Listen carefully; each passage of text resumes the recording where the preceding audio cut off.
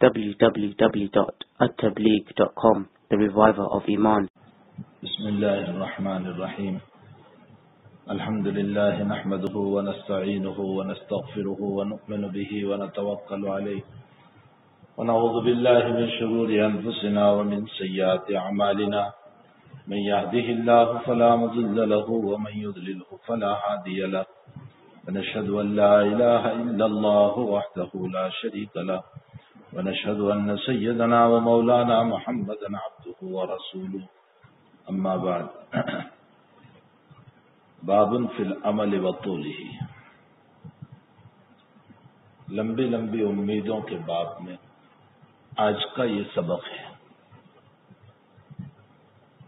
آپ جانتے ہیں کہ رمضان سے قبل ہم نے جو منگل کا پروگرام ہوتا ہے سورت میں سوداگر وار چودگر مسجد میں، وہاں ہم نے بخاری شریف کا کتاب الرقاق شروع کیا تھا،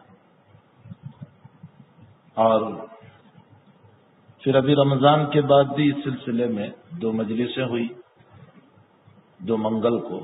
آج یہ 3را منگل ہے. میں اس سے پہلے بھی بتا چکا ہوں کہ رقاق رقت سے ہے، یعنی کتاب الرقاق میں امام بخاری رضی اللہ تعالیٰ عنہ نے ان روایات کو جمع فرمایا ہے جو دل کو نرم کرنے والی ہیں، جس سے انسان کا دل نرم ہوتا ہے، اللہ کی طرف مائل ہوتا ہے. حقیقت تو یہ ہے کہ قرآن اور حدیث دونوں ہی چیزیں ایسی ہیں کہ جو انسان کے دل کو نرم بنا دیتی ہے، بشرطے کہ انسان قرآن و حدیث کو غور سے پڑھے، توجہ سے پڑھے، اس کو سمجھے. افسوس یہ ہے کہ میرے اور آپ کے پاس اور دنیا کے انسانوں کے پاس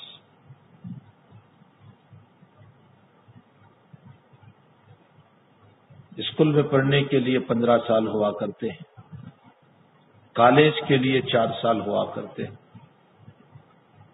اور گریجویٹ بننے کے لیے 8 سال ہوا کرتے ہیں. لیکن قبر و حشر میں جس کی ضرورت ہے، جس دین کی، جس قرآن کی، جس شریعت کی، اور ہم نے اپنا لیبل مسلمان رکھ رکھا ہے، لیکن ہمیں اپنے اللہ کے نازل کردہ قرآن کو سمجھنے کے لیے اور اس کو پڑھنے کے لیے 1 گھنٹہ نہیں ہوتا.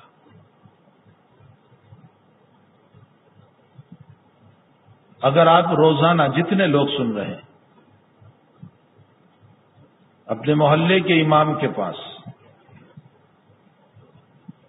اپنے علاقے کے امام کے پاس، زیادہ نہیں، کم سے کم 3 آیتوں کا اہتمام کریں، ان 3 آیتوں کے پڑھنے کو درست کریں جیسے صاحب شریعت نے ہمیں پڑھنے کا حکم دیا.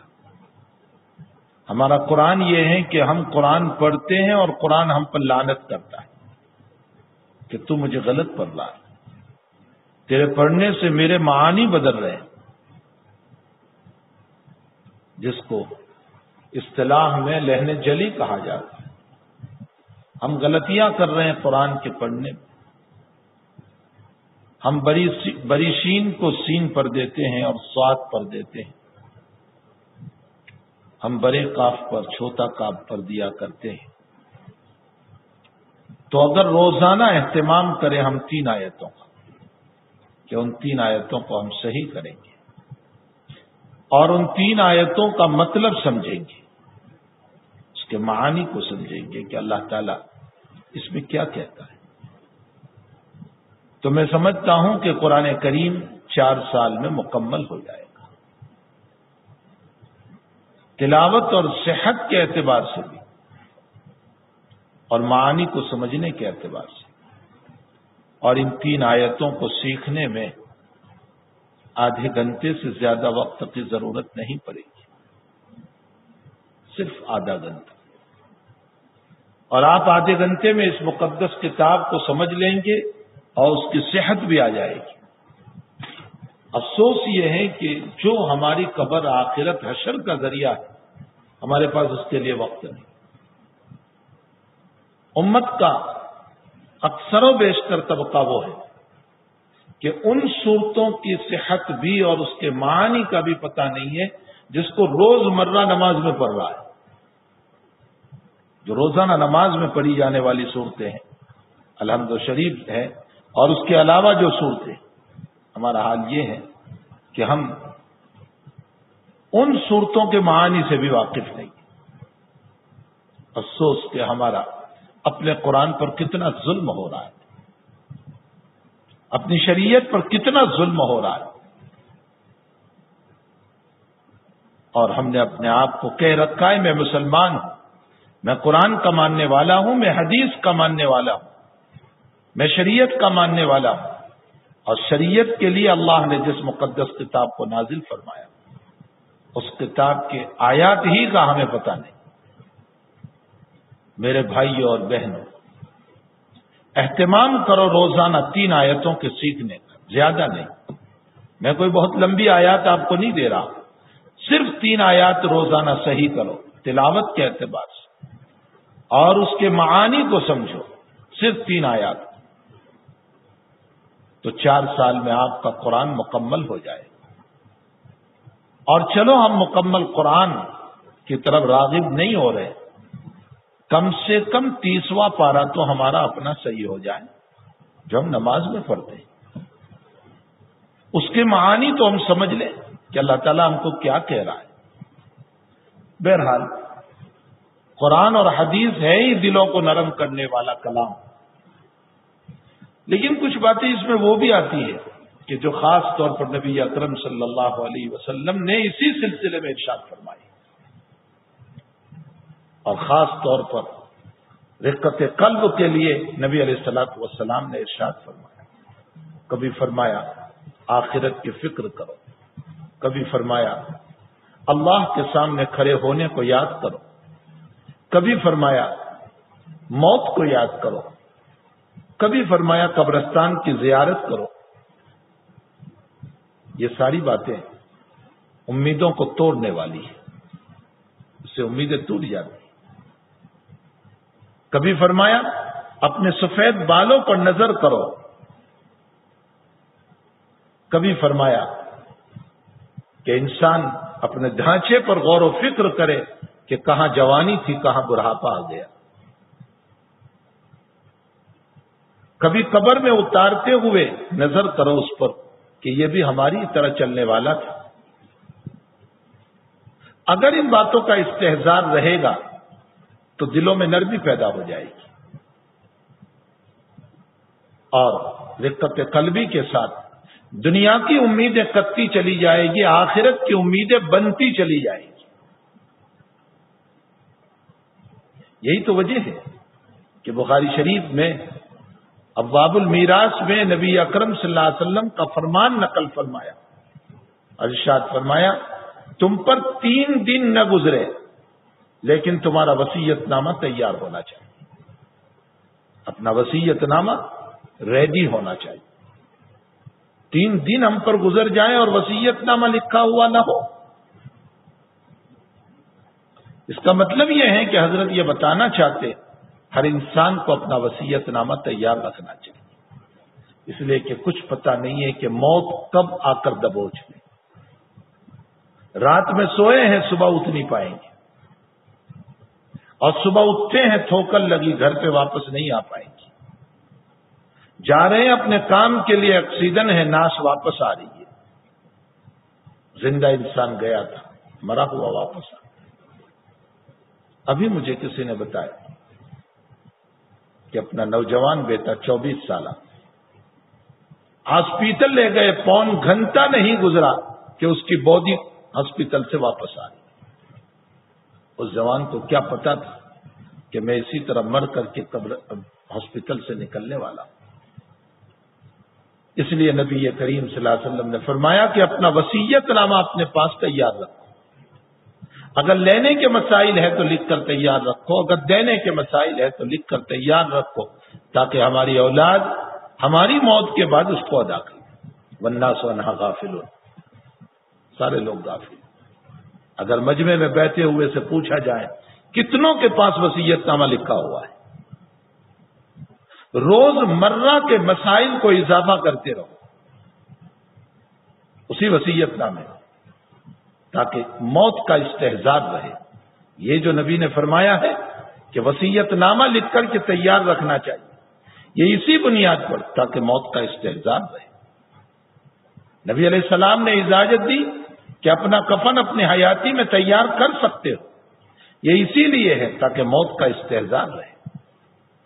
یہ ساری باتوں سے دل نرم ہوتے، آخرت کی فکر پیدا ہوتی، اور جو انسان غفلت کی زندگی گزارتا ہے، عیاشیوں اور آرام کی زندگی گزارتا ہے، اس کو دنیا کی امیدیں بہت لمبی ہوتی جاتی ہے اور آخرت سے بے فکرہ بنتا جاتا ہے۔ امام غزالی رحمۃ اللہ علیہ نے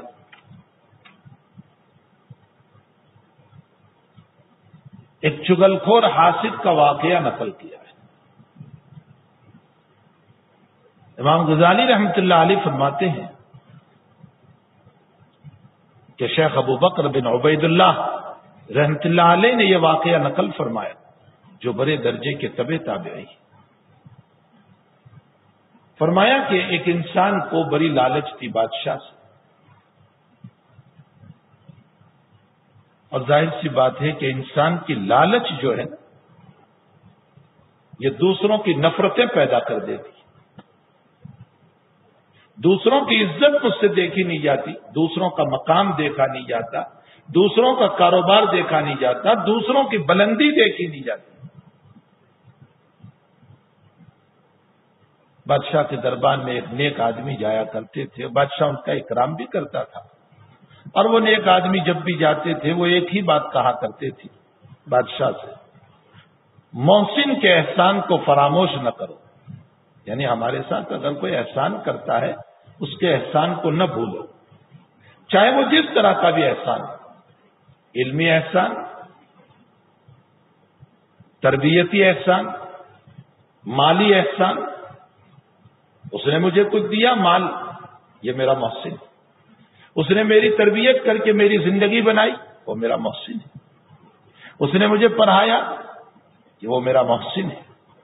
جس طرح کا بھی احسان ہو، محسن کے احسان کو فراموش نہ کرو، نہ بھولو، اور بدی کرنے والے کے پیچھے نہ جاؤ، اس کی بدی اس کو خود ہی ہلاک کرے گی، اس کے معاصی اور اس کے گناہ مرور زمان پر، وقت گزرنے پر اس کو خود ہی ہلاک کرے گی، تم اس کے پیچھے نہ جاؤ۔ جب جب بھی وہ نیک آدمی حاضر ہوتے تھے وہ ہمیشہ یہی نصیحت بادشاہ کو کیا کرتے تھے، اس کی وجہ سے بادشاہ نے ان کو بہت قریب کیا تھا۔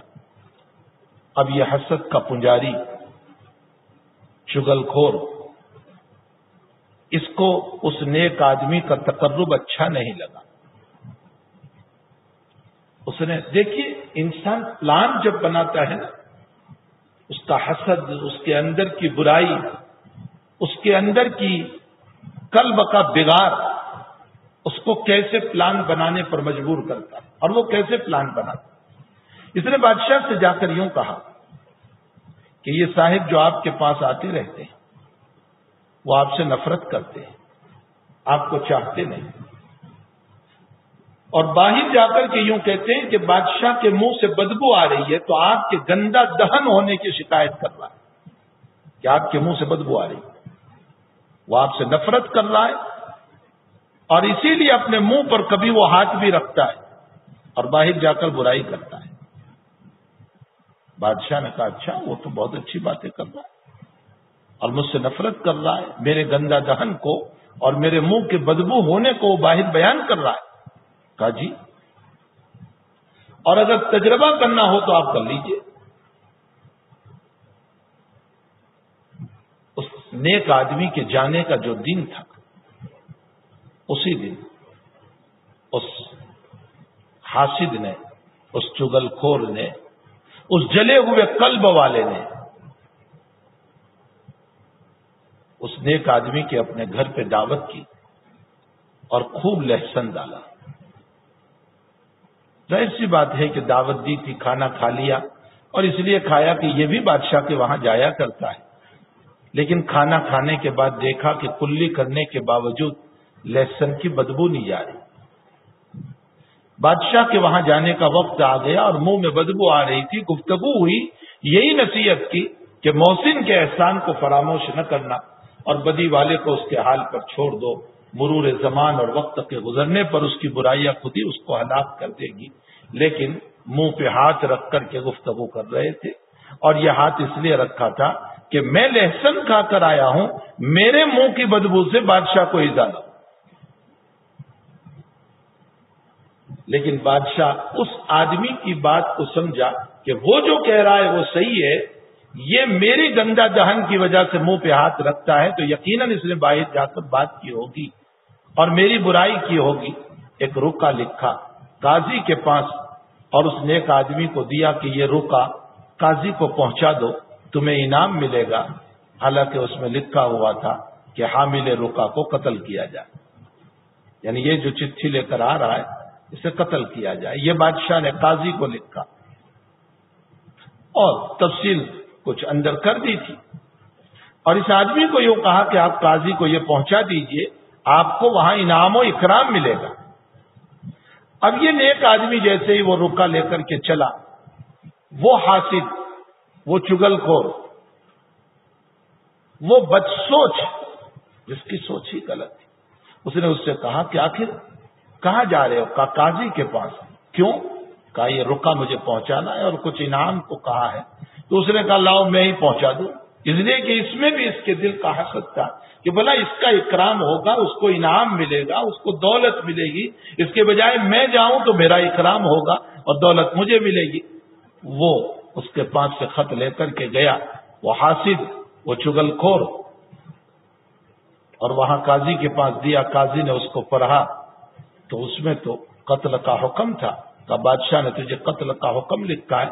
تو اس نے کہا یہ میرا کام نہیں، یہ رکا تو کسی اور کو دیا تھا، میں اس کے پاس سے لے کر آیا ہوں، اصل اس کا حکم تھا۔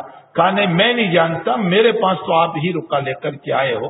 بہرحال اس کا کام بادشاہ کے حکم پر تمام ہو گیا، اور وہ نیک آدمی بادشاہ کے دربار میں دوبارہ پہنچا۔ اسے کچھ پتا نہیں تھا کہ وہ خط کیا پہنچا اور اس میں کیا ہوا اور اس آدمی کا کیا ہوا۔ جب دوبارہ پہنچا تو بادشاہ کو تعجب ہوا کہ ہم نے تو وہ حکم دے رکھا تھا، تمہارے متعلق کیا ہوا؟ کہا بس وہ صاحب ملے تھے، وہ لے کر کے گئے میرے پاس سے، میں نے ان کو دے دیا کہ چلو تمہیں انعام ملے، مجھے کیا ضرورت ہے؟ کہا اچھا۔ بادشاہ نے خود کھولا کہ میں نے تو اس میں قتل کا مسئلہ لکھا تھا۔ تو کہا مجھے نہیں پتا۔ قاضی کے پاس جب تحقیق کی تو اس آدمی کے قتل سے متعلق قاضی نے بیان کیا، تو بادشاہ نے کھولا کہ اس نے مجھ کو یوں کہا تھا کہ تم میری برائی کرتے ہو، اور اس کے تجربے کے لیے جب تم آئے تو اپنے منہ پر تم نے ہاتھ رکھا، جس سے میں یہ سمجھا کہ واقعتاً تم مجھ سے نفرت کرتے ہو، برائی کرتے ہو اور اپنے منہ پر ہاتھ رکھتے ہو۔ کا یہ مسئلہ نہیں تھا، اسی نے مجھ کو دعوت کی تھی اور بہت ہی زیادہ لہسن کھلایا تھا، منہ میں بدبو آ رہی تھی، میں نہیں چاہتا تھا کہ بادشاہ سلامت آپ کو ایذا اور تکلیف ہو، اس لیے میں نے اپنے منہ پر ہاتھ رکھ لیا تھا، میری ذات سے آپ کو ایذا نہ پہنچے اس لیے میں نے ہاتھ رکھا تھا۔ بادشاہ کی آنکھوں سے آنسو آ گئے۔ امام غزالی نے لکھا ہے، اور امام غزالی فرماتے ہیں کہ بادشاہ نے اسی نیک آدمی کے جملے کو اس کے سامنے دہرایا کہ تم نے صحیح کہا تھا کہ بدی کرنے والے کے پیچھے نہ پڑو، اس کا انجام وہ خود ہی پہنچ جائے۔ تو حقیقت حال یہ ہے کہ دنیا میں لمبی لمبی امیدیں انسان لے کر کے چلتا ہے، اور جس کی وجہ سے آخرت کی فکر ختم ہو جاتی ہے، اور دنیا ہی کی فکروں میں ہمیشہ وہ رہتا ہے، ہر وقت اس کے پلان دنیا سے متعلق بنتے رہتے ہیں۔ نتیجہ یہ ہوتا ہے کہ وہ آخرت سے بالکل غافل ہو جاتا ہے، اور موت اس عالم میں اس کی آتی ہے کہ اس کو لفظ اللہ بھی یاد نہیں ہوتا، کلمہ شریف بھی اس کو یاد نہیں ہوتا، یہ اس کے غفلت کا عالم ہوا کرتا ہے۔ حضرت امام بخاری رضی اللہ تعالیٰ عنہ نے اسی لیے یہ باب قائم فرمایا، باب فی العمل وطولہ، لمبی امیدوں کے بیان میں، یعنی انسان کو چاہیے کہ لمبی لمبی امیدیں نہ باندھے۔ پہلے آیت پیش کی، فمن زحزح عن النار وادخل الجنہ فقد فاز وما الحیات الدنیا الا متاع الغرور۔ فمن زحزح عن النار، جو جہنم سے بچا لیا گیا، ہٹا دیا گیا، جہنم میں داخل ہونے سے جسے روک دیا گیا، وَأُدْخِلَ الْجَنَّةَ، اور جنت میں جس کو داخل کر دیا گیا، فقط فاز، کامیابی تو وہ ہے۔ اسی لیے احیاء العلوم میں امام غزالی رحمۃ اللہ علیہ نے فرمایا، احبب من شئت فإن آخرتک مفارقتہ، تو جس سے چاہے محبت کر لے، اخیر میں تو اس چیز کو تجھ سے جدا ہونا ہی ہے، چاہے وہ بیوی ہو، بچے ہو، مکان ہو، جائیداد ہو، پراپرٹی ہو، کوئی بھی چیز ہو، بہرحال اخیر میں تو تجھے جدا ہونا ہی ہے۔ احبب من شاء، تو جسے چاہے محبت کر، جتنی چاہے محبت کر، نتیجتاً تو تجھے اس سے جدا ہونا ہی ہے۔ تو بھلا جس کی جدائی ہے اس کے اوپر ہم لمبی امیدیں کیوں باندھے؟ کیوں ہم اس ذات کی لمبی امیدیں نہ باندھے جو ہمیشہ اپنے ساتھ رہنے والا ہے، جو قبر میں، جو حشر میں، جو آخرت میں، جو جنت میں، جو ہر وقت ہمارے ساتھ رہنے والا ہے، ہم کیوں اس کے متعلق لمبی امیدیں نہ باندھے؟ اس لیے میرے بھائیوں، میری بہنوں، میری ماؤں اور میری بیٹیوں، امام بخاری رضی اللہ تعالیٰ عنہ اس سبق میں ہمیں یوں بتاتے ہیں کہ دنیا کی لمبی امیدوں کو منقطع کرو اور آخرت کی امیدوں کو رکھو، جنت کی امید، جنت کی نعمتوں کی امید، اور اللہ سے ملنے کی امید، اللہ کی ملاقات کی امید، اللہ کی زیارت کی امید، نبی علیہ السلام کے مبارک ہاتھوں سے حوض کوثر کے پانی کی امید، اور اللہ کے نبی کی شفقت والی نگاہوں کی امید، نبی کی سفارش کی امید، یہ امیدیں رکھیں۔ فمن زحزح عن النار وادخل الجنہ فقد فاز، کامیاب تو وہ ہوا۔ وما الحیات الدنیا الا متاع الغرور، اور بھائی دنیا تو ایک دھوکے کا سامان ہے۔ دھوکے کے سامان کا مطلب یہ ہوتا ہے کہ آپ نے مارکیٹ میں دیکھا ہوگا کہ جب ہم خریدنے کے لیے کسی چیز کو جاتے ہیں تو بزنس مین جو ہوتا ہے نا، دکاندار جو ہوتا ہے، بیچنے والا ہوتا ہے، اس کا حال یہ ہوتا ہے کہ وہ اس کے عیبوں کو چھپاتا ہے، ہنر کو بیان کرتا ہے۔ آپ کپڑے کی دکان پر چلے جائیں، وہ کپڑے کے عیب بیان نہیں کرے گا، اس کی خوبیاں بیان کرے گا، اور اس کی خوبیوں سے چکناچور ہو کر کے، آپ نے دیکھا ہوگا کپڑے کی دکان پر جب جاؤ گے، 2 لائٹ جلتی ہو تو 4 جلا دیتا ہے، 5 جلا دیتا ہے، تاکہ اس لائٹ کی روشنی کی وجہ سے وہ کپڑا آپ کو بڑا خوبصورت معلوم ہو، اور اس کے ساتھ وہ اس کے اندر کچھ ایسی باتوں کو بیان کرتا ہے، اس کی برائی نہیں کرتا۔ بالآخر خریدار اس کو خرید ہی لیتا ہے، اور جب خرید کر گھر پہ لاتا ہے تو اس کے بعد کہتا ہے وہاں تو بڑا چمک رہا تھا، یہاں تو کچھ بھی نہیں ہے، وہ ساری چمک کہاں چلی گئی؟ وہاں تو معلوم ہو رہا تھا بڑا اچھا کپڑا ہے، یہاں تو بہت موٹا سا کپڑا نکلا۔ اس کو کہا جاتا ہے غرور، یہ ہے دھوکہ، اس کو دھوکہ کہا گیا۔ اور متاع کہتے ہیں اس چیز کو جس سے ٹیمپرری فائدہ اٹھایا جائے، وقتی فائدہ اٹھایا جائے، جس میں دوا میں فائدہ نہیں۔ دنیا کی جو چیزیں ہیں نا، یہ وقتی فائدے کی، آپ کسی بھی چیز کو لے لیں، وقتی فائدہ ہے۔ بچپن میں جو دودھ ملا وقتی فائدہ ہے، جوانی میں جوانی سے وقتی فائدہ ہے۔ تمام چیزیں دنیا کی یہ وقتی اور ٹیمپرری ہے، یہ متاع ہے، ما یتمتع بہ، جس سے تم فائدہ اٹھاؤ۔ لیکن جتنی چیزوں سے ہم فائدہ اٹھا رہے ہیں یہ سب دھوکے کا سامان ہے۔ دھوکے کا مطلب یہ ہے کہ ہم ان چیزوں کو لے رہے ہیں، جیسے بزنس مین سے، دکاندار سے ہم نے وہ چیز خرید لی، اب خریدنے کے بعد ہم مکان پہ لے آئے، تب جا کر کے ہمیں اس کی حقیقت کا پتہ چلا۔ حکیم الامت حضرت اقدس تھانوی نور اللہ مرقدہ ایک بہت پیاری بات لکھی۔ حضرت فرماتے ہیں کہ دکان سے لانے کے بعد آپ اس چیز کو سب سے اچھی ہوگی، بہت پیاری ہوگی، تب بھی استعمال کر لو گے۔ یہ کبھی نہیں ہو سکتا ہے کہ بہت اچھا کپڑا خرید کر لائے، نرم نرم ملائم، ہاتھ میں یوں جو ہے، ہمارے ملنے والے ہیں سورت میں، وہ جب اچھا کپڑا کی تعریف مجھ سے کرتے ہیں تو وہ کہتے ہیں مولانا حلوہ ہے یہ تو۔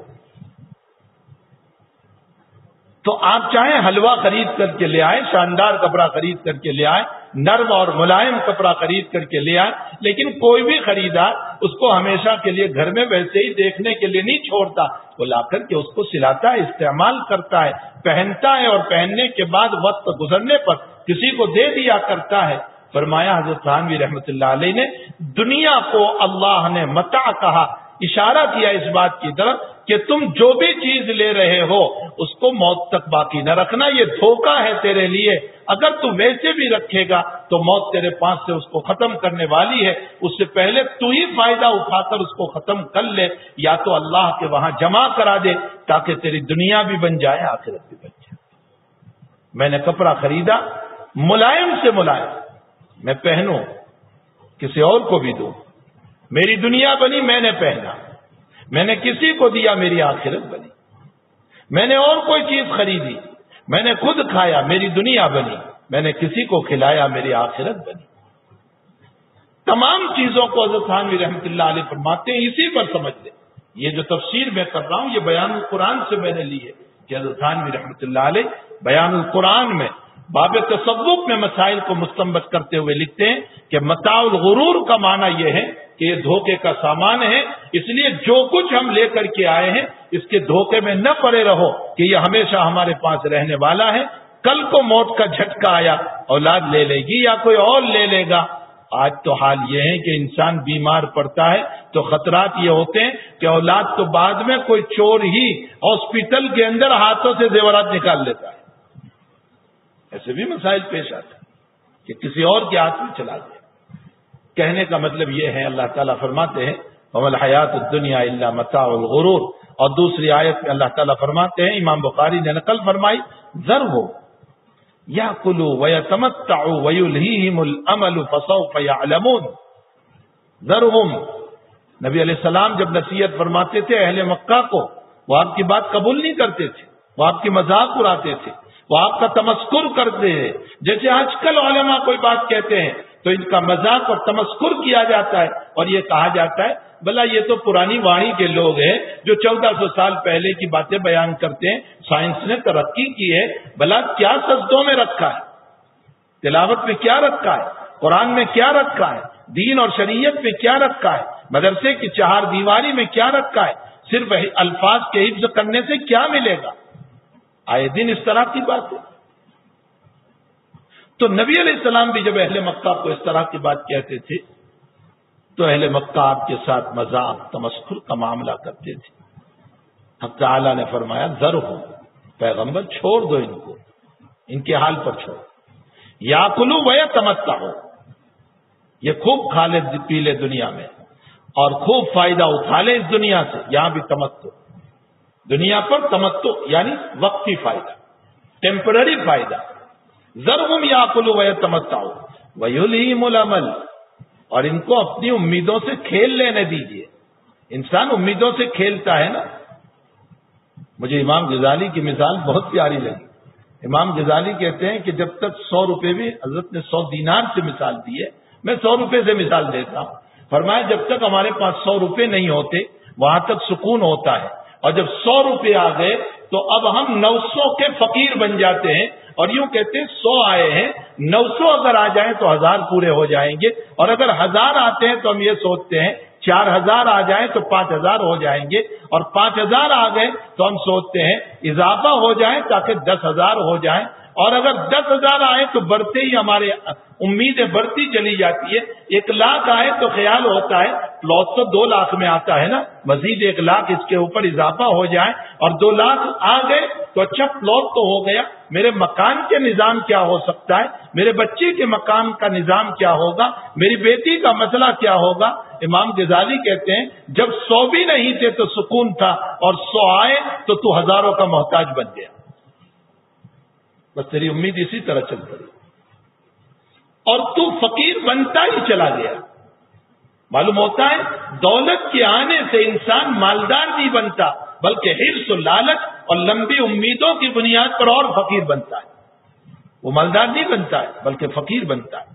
ہاں اللہ ہے کہ اللہ تعالیٰ جس کو قناعت عطا فرمائے کہ بس میرے لیے 100 کافی ہے، میری زندگی اسی میں گزر جائے گی، میں اپنا وقت اس میں گزار لوں گا، وہ قناعت کرنے والا جو ہے نا وہ تو 100 کے اوپر مالدار ہے. باقی عموماً ایسا ہوتا ہے کہ انسان کے پاس جب تک پیسہ نہیں ہے اور امیدیں بھی نہیں ہے تو اس موقع پر وہ جو ہے سکون سے رہتا ہے, اور جہاں کچھ آتا ہے تو مزید بڑھنے کی نیت سے وہ پریشان بھی رہتا ہے اور زیادتی کا فقیر بھی بنتا چلا جاتا ہے. نتیجہ یہ ہوتا ہے کہ مال کے ہوتے ہوئے وہ ہاتھ پھیلانے والا بن جاتا ہے اپنے پاس لیکن زیادہ ہو جائے اس کے لیے وہ ہاتھ پھیلانے والا بن جاتا ہے.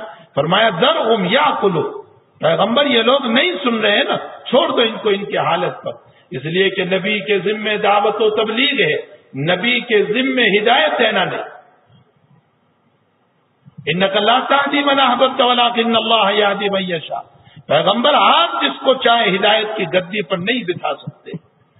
اگر نبی کے ہاتھ میں ہدایت ہوتی آپ کا خادم خدمت کرنے والا چچا ابو طالب بے ایمان نہ جاتا,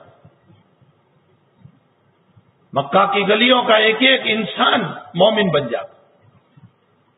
آپ کی تو چاہتی تھی لیکن ہدایت آپ کے ہاتھ میں, آپ کا کام صرف دعوت ہے. یہی ہمارا بھی فریضہ, ہمارے ذمے کسی کو ہدایت کی گدی پر بٹھا دینا نہیں ہے. ہمارا کام صرف راستہ بتانا, دین کی رہنمائی کرنا, باقی آگے اللہ ہی اس کو ہدایت عطا کرے. اور اگر کوئی یہ سوچتا ہو کہ میری محنت کے بعد یہ ہدایت پر آ ہی جائے تو خیالست محالست جو یہ تمہارا خیال ہے, تمہارے بس میں ہے ہی نہیں, یہ تو اللہ کے ہاتھ میں. وہ جسے چاہتے ہیں ہدایت دیتے, وہ جسے چاہتا ہے ہدایت نہیں دیتا. تو ہمارا کام بھی دعوت و تبلیغ ہے, بس اس سے زیادہ ہم مکلف نہیں ہیں. ذرہم یاکلوا ویتمتعوا ویلہم العمل, یہ اپنی امیدوں میں کھیلتے رہتے ہیں, کھیلنے دیجئے. فسوف یعلمون, ان قریب ان لوگوں کو پتا چل جائے گا جب موت کی آنکھ بند ہوگی. اس کے بعد حضرت امام بخاری رضی اللہ تعالیٰ عنہ حضرت علی رضی اللہ تعالیٰ عنہ کے فرمان کو نقل فرماتے ہیں. قال علی بن ابی طالب رضی اللہ تعالیٰ عنہ ارتحلت الدنیا مدبرا وارتحلت الآخرة مقبلا ولكل واحدة منهما بنون فكونوا من ابناء الآخرة ولا تكونوا من ابناء الدنيا فإن اليوم عمل ولا حساب وغدا حساب ولا عمل. علی رضی اللہ تعالیٰ عنہ فرماتے ارتحلت الدنیا, دنیا پشت پھیر کر جا رہی ہے. کل کو بچے تھے آج جوان ہو گئے, یہ دنیا جا رہی ہے. پہلے طفولیت تھی, پھر شباب کا, پھر کہولت آتی ہے, پھر شیخوخت آتی ہے. کہولت کا معنی جو 45 کے بعد اور 50 کے بعد جو عمر چلتی ہے نا وہ کہولت ہے, یعنی آدھا برہا. اپنی زبان میں ترجمہ کرو, آدھا برہا. اور پھر 55 کے بعد جو زندگی چلتی ہے وہ شیخوخت ہے, یعنی مکمل برا. بس اس کے بعد پھر بڑھاپا چلتا ہے. تو پہلے طفولیت بچپنا, پھر شبابیت جوان, پھر کہولت, پھر شیخوخت, پھر موت, پھر قبر. تو انسان یہ دنیا جو ہے پشت پھیر کر جا رہی ہے. ارتحلت الدنیا مدبرا, اور یہ ہر ایک پر پیش آتا ہے. کوئی انسان ایسا نہیں کہ جس کے اوپر یہ چیز پیش نہ آتی. وارتحلت الآخرۃ مقبلا, اور فرمایا آخرت سامنے آ رہی. جیسے جیسے ہم موت کی طرف جائیں گے آخرت ہمارے سامنے. وَلِكُلِّ وَاحِدَةٍ مِّنْهُمَا بَنُونَ, دنیا کی بھی اولاد ہے, آخرت کی بھی اولاد ہے. دنیا کی اولاد کا مطلب دنیا کے چاہنے والے, اور آخرت کی اولاد کا مطلب آخرت کے چاہنے والے. حضرت علی ہم کو نصیحت کرتے ہوئے فرماتے ہیں فَكُونُوا مِنْ أَبْنَاءِ الْآخِرَةِ, اے لوگو تم آخرت کی اولاد بنو. وَلَا تَكُونُوا مِنْ أَبْنَاءِ الدُّنْيَا, دنیا کے چاہنے والے نہ بنو, آخرت کے چاہنے والے بنو. کیوں؟ فَإِنَّ الْيَوْمَ عَمَلٌ وَلَا حِسَابٌ, آج دنیا میں عمل کا میدان ہے, تم سے کوئی حساب نہیں مانگے گا. نماز پڑھی یا نہیں پڑھی, روزہ رکھا یا نہیں رکھا, زکات دی یا نہیں دی, حج کیا یا نہیں کیا, اچھے اخلاق سے پیش آئے یا نہیں پیش آئے, صدقہ کیا یا نہیں کیا, بیوی کے ساتھ احسان کیا یا نہیں کیا, ماں باپ کی اطاعت اور فرما برداری کی یا نہیں کی, پڑوسی کے ساتھ اس نے سلوک کیا یا نہیں کیا؟ تیرا پڑوسی بھوکا تھا، اس کے ساتھ تو نے اپنے گھر سے کوئی اچھا معاملہ کیا یا نہیں کیا؟ کوئی تم سے حساب لینے والا نہیں ہے، جو چاہے کر لو تم یہاں. فَإِنَّ الْيَوْمَ عَمَلٌ، آج عمل ہے، لا حساب، اور غدن حساب بلا عمل. لیکن قیامت میں جب ہم اللہ کے سامنے حاضر ہوں گے، موت کے بعد کی جو زندگی اور پھر حشر کی زندگی، فرمایا وہاں حساب ہوگا، عمل نہیں. وہاں جب حساب لینا شروع ہوگا تو آپ کہیں گے لاؤ اس کا حساب چل رہا ہے، میں جلدی جلدی رات نماز پڑھ لوں. ہرگز نہیں، روزہ نہیں، زکوٰۃ نہیں، حج نہیں، اچھے اخلاق نہیں، پڑوسی کا مسئلہ نہیں، ماں باپ کی اطاعت و فرما برداری نہیں، کوئی عمل وہاں نہیں ہوگا. اس لیے کہ وہ حساب کا دن ہے، یوم الحساب ہے. اس لیے آج عمل کا دن ہے، یہاں عمل کر. یہ تو بخاری شریف میں ہے. اور دیگر روایتوں میں حضرت علی رضی اللہ تعالی عنہ نے اس روایت سے پہلے چند جملے اور بھی ارشاد فرمایا. آپ نے ارشاد فرمایا انی اتخوف ما اخاف علیکم اتباع الہوى وطول العمل فاما اتباع الہوى فیصرف عن الحق واما طول العمل فینسئ الآخرہ. یہ حضرت علی کا جملہ ہے اس روایت سے پہلے جو شراح کرام نے نقل کیا. حضرت علی رضی اللہ تعالیٰ عنہ فرماتے ہیں مجھے تم پر خوف ہے خواہشات کی اتباع میں اور لمبی لمبی امیدوں میں، طول عمل لمبی لمبی. فرمایا خواہشات کی اتباع اور طول عمل اور لمبی امیدوں میں کس بات کا خوف؟ فرمایا جب خواہشات کی اتباع خوب ہوگی تو پھر خواہشات کی اتباع تمہیں حق بات سے ہٹا دے گی. جب خواہشات کی ہم پیروی کریں گے تو حق بات نہ کریں گے، نہ کہیں گے، نہ کریں گے، نہ کہیں گے. اور جب امیدیں لمبی ہوتی ہے وَأَمَّا طُولُ الْعَمَلِ فَيُنسِئُ الْآخِرَةَ، لمبی امیدیں آخرت کو بلا دیتی ہیں. آپ دیکھ لیجئے دنیا میں ایک کے بعد ایک امید، ایک کے بعد ایک امید، ایک کے بعد ایک امید جب بلا دیتے تو پھر اس صورت میں ہم اپنی آخرت کو بھولنے والے ہو جاتے ہیں. دوسری روایت میں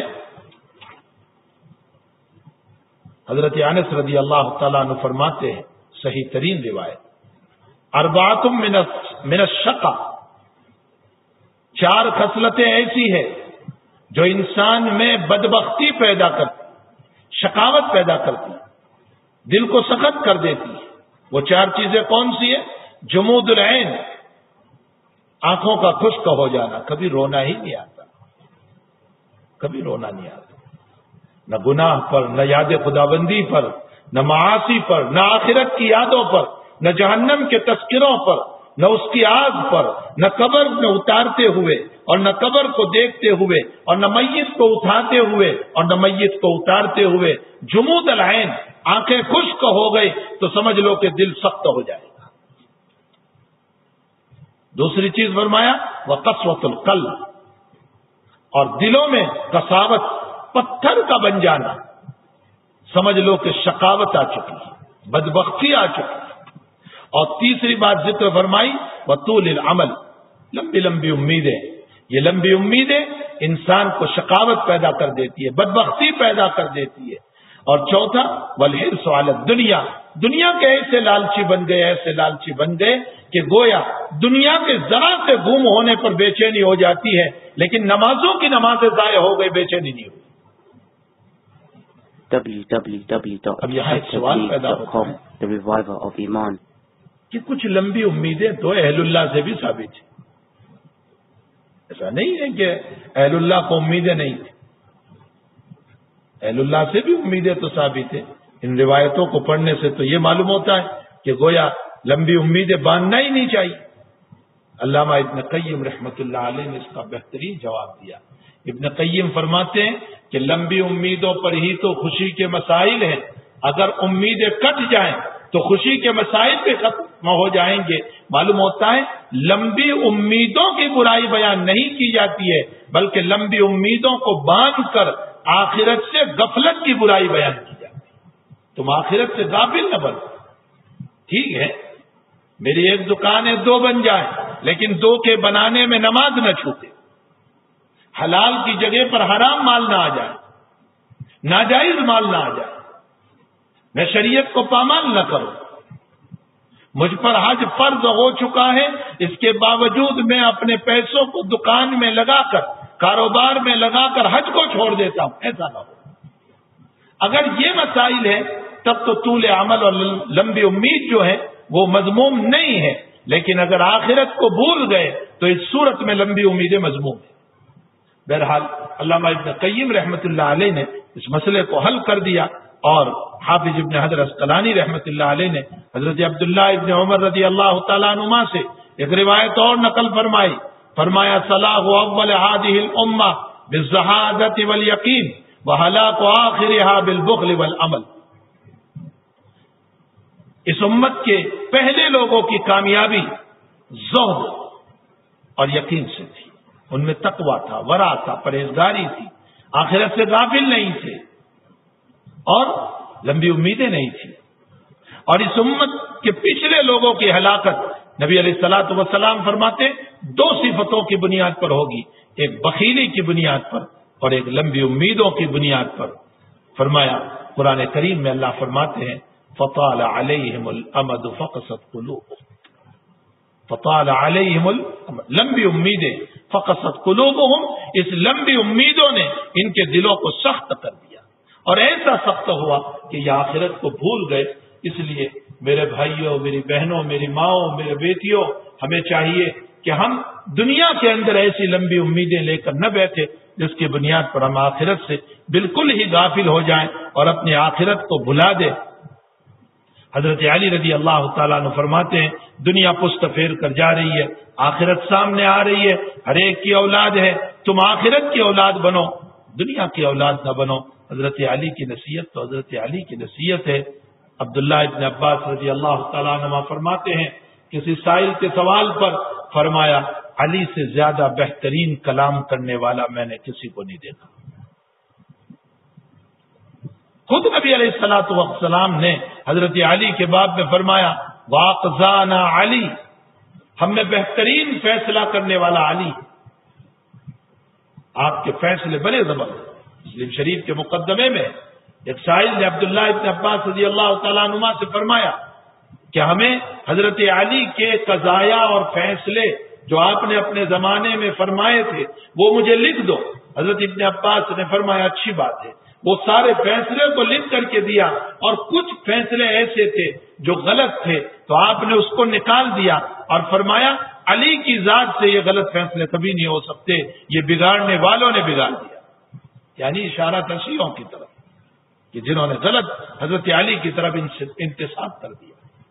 تو حضرت علی کے فیصلے حضرت عمر رضی اللہ تعالیٰ عنہ کے زمانے میں جب رومن امپائر فتح ہوا اور ملک ہاتھ میں آیا اور شاہی تاج بادشاہ کا جو تھا وہ کتنا بڑا تھا، 120 کلو سونا تھا اس تاج کے اندر۔ اب آپ کہو گے کہ اتنا بڑا وزنی تاج سر میں پہنا کیسے جاتا ہوگا؟ اس کا جواب یہ وہ پہنتے نہیں تھے، یہ لٹکایا ہوا ہوتا تھا، اس کے نیچے بادشاہ بیٹھ جاتا تھا، گویا کہ یہ تاج کو پہن لیا۔ 120 کلو سونا تھا اس میں، 1 کلو نہیں، 120 کلو سونا، یعنی قریب 9 من کے قریب سونا تھا اس میں۔ حضرت عمر رضی اللہ تعالیٰ عنہ نے فرمایا میری رائے یہ ہے کہ اس کو مال غنیمت میں تقسیم نہ کرتے ہوئے بطور یاد کے اس کو باقی رکھا جائے، اس لیے کہ نبی علیہ الصلوۃ والسلام نے یہ فرمایا تھا کہ رومن امپائر کے کنگن اور ہاتھ کی چوڑیاں جو سونے کی ہوگی اور اس کا تاج تمہارے ہاتھوں میں آئے گا۔ آج نبی کا فرمان سامنے آ گیا تو ہم چاہتے ہیں کہ اس کو بطور یاد کے میوزیم میں رکھ دیا جائے تاکہ لوگ دیکھیں کہ نبی کا یہ کلام پورا ہوا اور یہ ہمارے ہاتھ میں آ گیا۔ حضرت عمر کی اس رائے کے اوپر صحابہ سے مشورہ لیا، عمر نے، ہر ایک نے کہا عمر کی جیسی رائے، کسی نے کیا رائے پیش کی، کسی نے کیا رائے پیش کی۔ علی سے جب پوچھا آپ کی کیا رائے ہے، اس کو رکھا جائے یا نہ رکھا جائے، حضرت علی رضی اللہ تعالیٰ عنہ نے فرمایا امیر المؤمنین حضرت عمر سے فرمایا امیر المؤمنین اسلام کی یادیں باقی رکھی جاتی ہے، کفر کی یادیں باقی نہیں رکھی جاتی. یہ تو کفر کی یاد ہے، اس کو ہم کیوں رکھیں گے؟ اسلام کی یادیں باقی رکھی جاتی. حضرت عمر نے فرمایا قال النبی صلی اللہ علیہ وسلم واقزان علی، نبی نے صحیح فرمایا تھا، صدق رسول اللہ صلی اللہ علیہ وسلم واقزان علی، کہ ہم میں صحیح بڑے اعلیٰ درجے کے فیصلے کرنے والا علی. آپ حضرت حسین کے واقعے پر غور فرمائیں کہ اگر حضرت حسین رضی اللہ تعالیٰ عنہ تھوڑی دیر کے لیے یزید کے ہاتھ پر بیٹھ کر لیتے کیا بگڑ جاتا؟ عبداللہ ابن عمر نے بیعت کی تھی رضی اللہ تعالیٰ عنہ، پوری فیملی کے ساتھ بیعت کر لی تھی، حسین بھی بیعت کر لیتے، کیا بگڑ جاتا؟ بلکہ عزت ملتی، دولت ملتی. نہ معلوم یزید کیا کیا آپ کو دیتا، چونکہ نواسے رسول ہے. لیکن آپ نے کیوں جان کو پیش کر دیا؟ کیوں بیعت نہیں ہوئے؟ اس لیے کہ حضرت حسین کے سامنے اپنے باپ کی نصیحت تھی. حضرت علی نے اپنی اولاد کو بٹھا کر کے یوں کہا تھا میرے بیٹو، کبھی زندگی میں ایسے مسائل پیش آ جائیں کہ ایک طرف دین ہو اور ایک طرف دنیا ہو. اب حالات یہ ہیں کہ دنیا لیتے ہیں تو دین کو چھوڑنا پڑتا ہے، اور دین لیتے ہیں تو دنیا کو چھوڑنا پڑتا ہے. ایسے موقع پر دین اختیار کر لینا اور دنیا کو چھوڑ دینا، یہ وہ موقع تھا. حضرت حسین کے سامنے یہ بات تھی، ابا کی یہ نصیحت تھی کہ اگر میں بیعت ہو جاتا ہوں دولت تو ملے گی، دنیا تو ملے گی، عزت تو ملے گی، لیکن میرے نبی کے میرے نانا کا دین پامال ہو رہا ہے. آپ نے دین کے خاطر حضرت علی کی ابا کی نصیحت کے اوپر عمل کیا اور دنیا کو ٹھکرا دیا، یہاں تک کہ شہادت کو اپنے گلے پر لے لیا اور دین کو اختیار فرمایا. تو بہرحال حضرت علی رضی اللہ تعالیٰ عنہ کی باتیں بڑی عجیب و غریب ہوتی ہے. انہی میں سے یہ بات بھی ہے ارتحلت الدنیا. یہی وجہ ہے کہ جب حضرت عمر رضی اللہ تعالیٰ عنہ اپنی دور خلافت میں حضرت اسود کے سامنے کھڑے ہو کر بیان دے رہے ہیں، یا حجر، اے پتھر، انکا حجر، تو پتھر ہے، لا تنفع منک ولا تضر، تجھ سے نفع بھی نہیں پہنچتا، تجھ سے نقصان بھی نہیں پہنچتا. لو ما رأیت رسول اللہ صلی اللہ علیہ وسلم ما قبلتک، اگر میں نے میرے نبی کو بوسہ دیتے ہوئے نہ دیکھا ہوتا تو میں تجھے بوسہ نہ دیتا. حضرت عمر نے بخاری شریف میں یہ روایت حجر اسود کے سامنے کھڑے ہو کر کہا تو ایک پتھر ہے، تجھ میں نفع بھی نہیں نقصان بھی نہیں، اگر میں نے میرے نبی کو بوسہ دیتے ہوئے نہ دیکھا ہوتا تو میں تجھے بوسہ نہ دیتا. پیچھے سے آواز آئی، یا امیر المؤمنین ان هذا الحجر ينفع ويضر، اس پتھر سے نفع بھی ہے نقصان بھی ہے. حضرت عمر نے پیچھے مڑ کر کے دیکھا، فتح الباری میں حافظ صاحب رحمۃ اللہ علیہ نے اس کو نقل فرمایا، پیچھے دیکھا تو حضرت علی رضی اللہ تعالیٰ عنہ تھے. پوچھا کیسے یہ نفع اور نقصان پہنچاتا ہے؟ فرمایا اس کی ذات سے نہیں، وہ تو بالکل آپ جو کہہ رہے ہیں وہی صحیح ہے کہ اس کی ذات مفید اور مضر نہیں ہے، لیکن نبی علیہ السلام نے ایک بات یہ ارشاد فرمائی ہے کہ جب انسان اخلاص سے بوسہ دیتا ہے اس پتھر کو تو اس کا نام اس پتھر کے اندر داخل ہو جاتا ہے، اور قیامت کے دن یہ پتھر اس کی سفارش کرے گا. اور جس نے اخلاص سے بوسہ نہیں دیا، صرف شان بتانے کے لیے، طاقت بتانے کے لیے، بہادری بتانے کے لیے، لوگوں کے سامنے بیان کرنے کے لیے میں بھی حجر اسود کو بوسہ دے کر آیا ہوں، حالانکہ کیسے آیا؟ ادھر سے مکہ مارا، ادھر سے مکہ مارا، اور بیچ میں بھیڑ میں گھسا اور لوگوں کو ایذا پہنچا کر کے وہاں پہنچا اور بوسہ دیا، صرف اس لیے تاکہ لوگوں کے سامنے بیان کرتا پھرے. اس کا نام اس پتھر کے اندر نہیں جاتا، اور یہ پتھر انہی کے گناہ کو کھینچتا ہے جو اخلاص سے بوسہ دیتا ہے، اور جو اخلاص سے نہیں دیتا اس کے گناہوں کو نہیں کھینچتا. معلوم ہوتا ہے کہ یہ پتھر نفع بھی پہنچاتا ہے نقصان بھی پہنچاتا ہے. یہ حضرت علی رضی اللہ تعالیٰ عنہ کا بیان ہے جو حضرت عمر رضی اللہ تعالیٰ عنہ کو فرمایا. باقی حضرت عمر رضی اللہ تعالیٰ عنہ نے یہ کیوں فرمایا؟ یہ اس لیے فرمایا تھا تاکہ شرک کا کلا کما ہو جائے، لوگوں کے دلوں سے شرک ختم ہو، اللہ کی توحید کے لیے اللہ ہی کی ذات ہے سجدے کے خاطر. مانگنا طلب کرنا اسی کی ذات سے ہوگا, سجدہ اسی کی ذات کو ہوگا. تو حضرت عمر نے توہین حجر اسود پر نہیں کہا, توحید خدابندی پر کہا ہے. بعض لوگ اس مسئلے کو جانتے ہیں اور یہ سمجھ لیتے کہ حجر اسود کی توہین حجر اسود نہیں, عظمت تھی تبھی تو عمر نے بوسہ دیا. لیکن توحید خدابندی کے لیے جملہ ارشاد فرمایا. اس سے حجر اسود کی توہین لازم نہیں آتی. علمان الحفیظ حضرت عمر رضی اللہ تعالیٰ یہ کیسے کہہ سکتے ہیں جبکہ نبی اکرم صلی اللہ علیہ وسلم نے خود عمر کو کہا تھا, عمر اگر موقع ہو تو بوسہ دینا, نہیں ہے تو استلام کر لینا, ورنہ تیری قوت سے کہیں کسی کو ضرر نہ پہنچ جائے, نقصان نہ پہنچ جائے. جہاں نبی نے آپ کو یہ کہا وہاں آپ توہین کیسے کر سکتے ہیں؟ تو توحید خدابندی کے لیے آپ نے اس مسئلے کو ذکر فرمایا تھا. بہرحال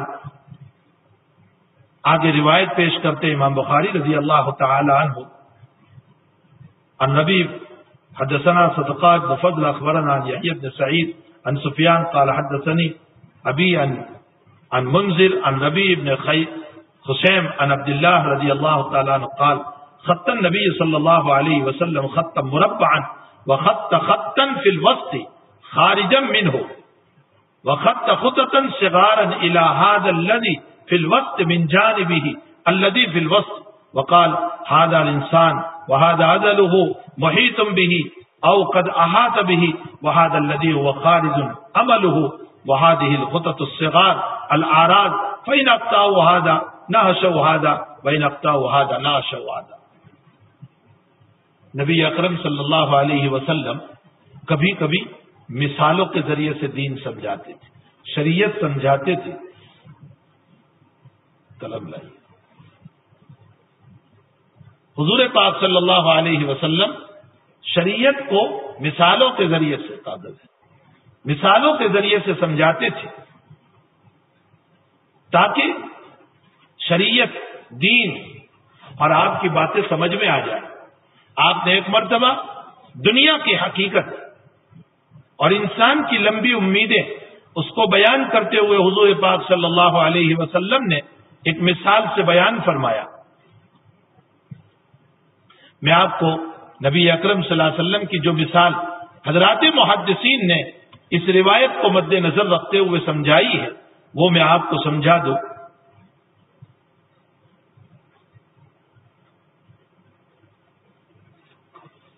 آپ صلی اللہ علیہ وسلم نے اس طرح پر سمجھا.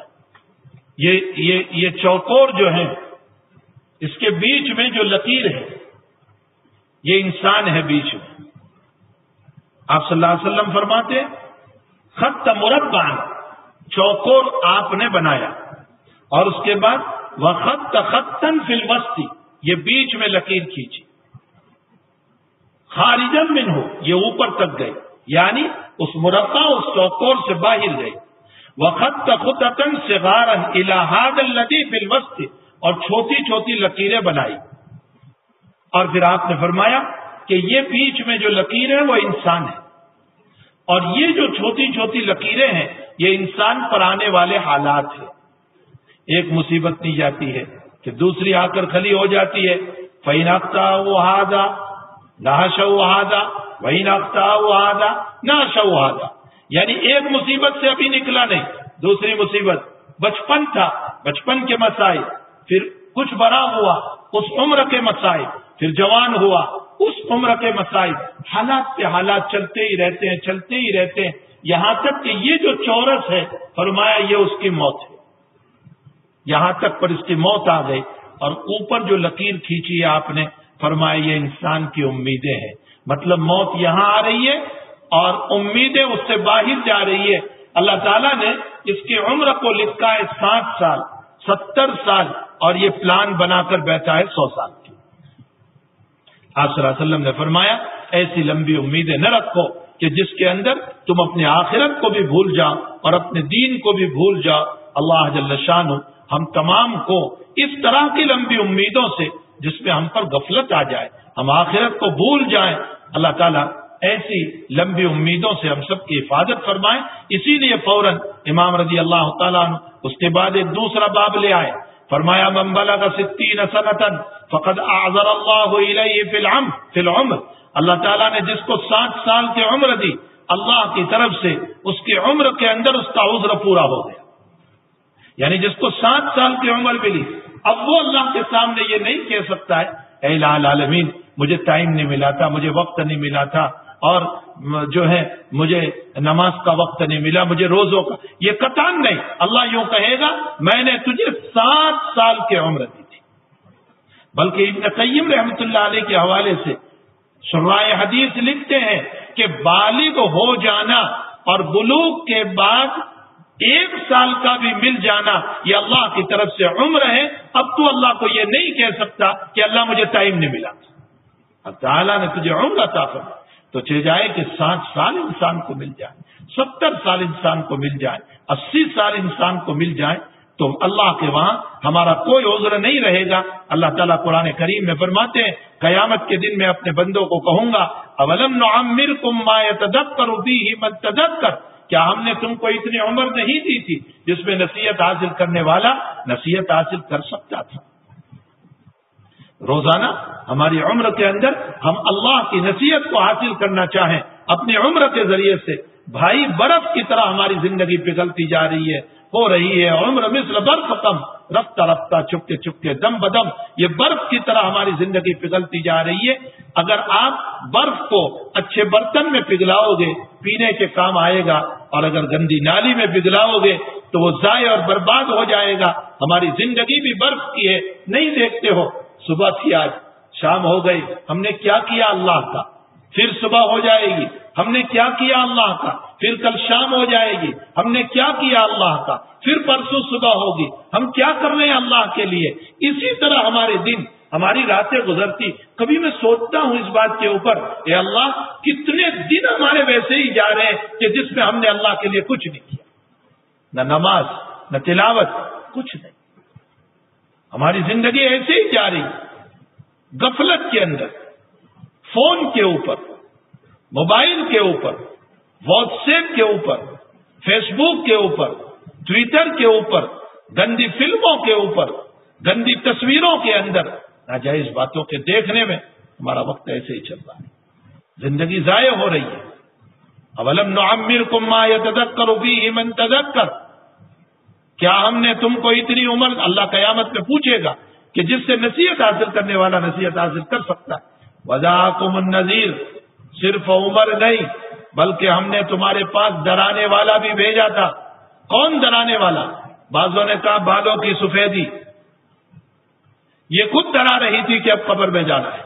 بعضوں نے کہا چہرے کی نلکی، یہ خود ڈرا رہی تھی کہ قبر میں جانا ہے. بعضوں نے کہا کہ اس سے انبیاء کرام علیہ السلام مراد ہے جو خود ہم کو ڈرا رہے تھے کہ تمہیں آخرت میں اللہ کو جواب دینا ہے. اور بعضوں نے کہا یہاں وجاءکم النذیر سے اپنے اہل و عیال کی موت، اپنے ماں باپ کی موت، اپنے رشتہ داروں کی موت اور ان کو قبر میں اتارنا، یہ خود ہمیں ڈرا رہا تھا کہ ہمیں بھی قبر میں جانا ہے. یہ ساری تفسیر وجاءکم النذیر کے اندر کی گئی ہے کہ اللہ تعالیٰ نے ہمیں عمر بھی دی اور عمر کے ساتھ ساتھ ہمیں جو ہے ڈرانے والا بھی دیا.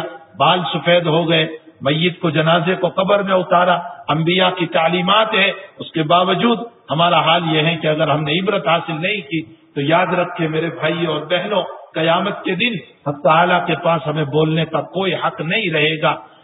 اسی لیے نبی ہریرہ رضی اللہ تعالیٰ عن النبی صلی اللہ علیہ وسلم قال عذر اللہ الی عمری اخر اجلہ حتی بلغہ 60 سنہ. اللہ تعالیٰ نے تیرے معاملے میں اے بندے اپنے عذر کو پورا کر دیا. عذر اللہ یہ باب افعال سے یعنی عذر ختم ہو گیا. اس لیے کہ باب افعال عربی گرامر کے اعتبار سے سلب مادہ کے لیے آتا ہے. سلب مادہ کا مطلب عذر ختم ہو گیا، یعنی اللہ کے پاس اب تیرا عذر ختم ہو گیا. کیوں؟ جبکہ اللہ نے تجھ کو 60 سال کی عمر عطا فرمائی. حتی بلغہ 60 سنہ، تو اب اتنی لمبی عمر پھر بھی اللہ کو راضی نہ کر سکا، پھر بھی ایمان نہیں لایا، پھر بھی اللہ کو ایک نہیں مانا، پھر بھی اس کو سجدہ نہیں کیا، پھر بھی اس کے دین پر نہیں چلا، تو پھر اللہ کے پاس اب قیامت کے دن ہمیں بولنے کا کوئی حق نہیں ہوگا. دوسری روایت میں فرمایا عن انس بن مالک رضی اللہ تعالیٰ عنہ قال قال رسول اللہ صلی اللہ علیہ وسلم یکبر ابن آدم ویکبر معه اثنتان فرمایا ویکثر معه اثنتان فرمایا انسان برا ہوتا جاتا ہے اور دو چیزیں زیادہ ہوتی جاتی ہے حب المال و طول العمر.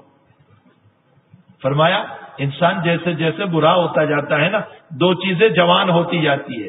ایک تو مال کی محبت, جوانوں کے مقابلے میں بروں کو مال کی محبت زیادہ ہوتی جاتی ہے, اور لمبی عمر.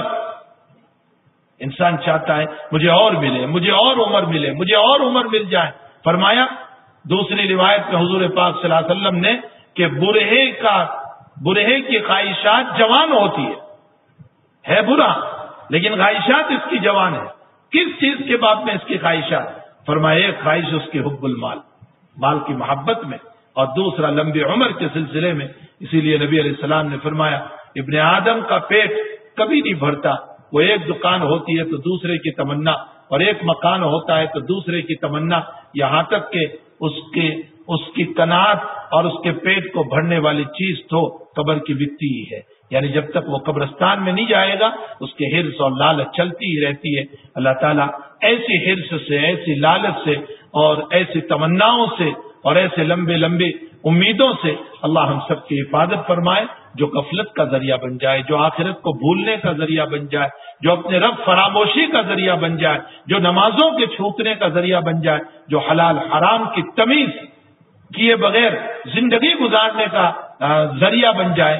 اللہ تعالیٰ ایسی امیدوں سے, ایسے مال سے, ایسے مال کی محبت سے اللہ ہم سب کی حفاظت فرمائے, اور حق تعالیٰ ہمیں اپنی خوشنودی, اپنی رضا, اپنی محبت اور آخرت کی فکر اللہ ہم سب کو نصیب فرمائے. وصلی اللہ علی نبینا محمد وآلہ وصحبہ اجمعین برحمتک یا ارحم الراحمین. 21 تاریخ کو انشاءاللہ اتوار کے دن رات میں, ویسے تو یہ راندیر والوں کے تقاضے پر ایک پروگرام رکھا گیا ہے, لیکن انشاءاللہ اس جو چینل ابھی چل رہی ہے اس کے اوپر بھی انشاءاللہ تعالی آپ جو ہے فائدہ اٹھا سکیں گے 21 کی رات میں عشاء کے بعد. اللہ ہم سب کو, مجھے, آپ کو, پوری امت مسلمہ کو عمل کی توفیق عطا فرمائے. الحمدللہ رب العالمین والعاقبۃ للمتقین والصلاة والسلام علی سید الانبیاء والمرسلین وعلی آلہ وصحبہ اجمعین. اللهم ربنا آتنا في الدنيا حسنة وفي الآخرة حسنة وقنا عذاب النار. اللهم اعنا على ذکرک وشکرک وحسن عبادتک. اے اللہ ہمارے گناہوں کو معاف فرما, ہمارے قصوروں سے درگزر فرما, ہمارے سیئات سے معافی عطا فرما, ہمارے حسنات کو قبول فرما. اے اللہ لمبی امیدوں میں گر کر اے اللہ غفلت عن الآخرت سے ہم سب کی حفاظت فرما. اے اللہ ہمیں نمازوں میں لذت عطا فرما, اس کا شوق عطا فرما, تلاوت کا مزہ عطا فرما. اے الہ العالمین ہم تمام کو آخرت کی فکر عطا فرما, موت کا استحضار نصیب فرما. اے اللہ جتنے بیمار ہیں سب کو شفاء دائمہ مستمرہ عطا فرما, اور جو مرحوم ہو چکے ہیں اے اللہ ان سب کی مغفرت فرما. ہمارے مولوی عبد الرحیم جو ہمارے ساتھی ہیں, سورت کے رہنے والے ہیں, اے اللہ رمضان میں آپ ہی نے اٹھایا, ان کے بیٹے کا انتقال ہو گیا اور آج ان کی بیوی کا انتقال ہو گیا. اللہ ان کی بال بال مغفرت فرما, ان کی کروٹ کروٹ مغفرت فرما, ان کو چین اور سکون عطا فرما. اے اللہ ان کے درجات کو بلند فرما, ان کو اعلیٰ علیین میں جگہ عطا فرما. اے اللہ مولانا کو اور پسماندگا کو, ان کی اولاد کو اے اللہ اپنی ماں کے جانے پر یقیناً صدمہ ہے, اے اللہ سب کو صبر جمیل عطا فرما. اللہ جب تک جلائے ہم کو بھی آبرو عزت و ایمان کے ساتھ جلانا, اور جب اٹھائیں تو ایمان پر خاتمہ فرمانا, سجدوں میں موت عطا فرمانا, تلاوت پہ موت عطا فرمانا, آپ کی رضامندی پر موت عطا فرمانا, اور آپ کی ناراضگی سے اللہ ہم سب کی حفاظت فرما. ہماری دعاؤں کو اپنے فضل و کرم سے قبول فرما. وصلی اللہ علی نبینا محمد وآلہ وصحبہ اجمعین برحمتک یا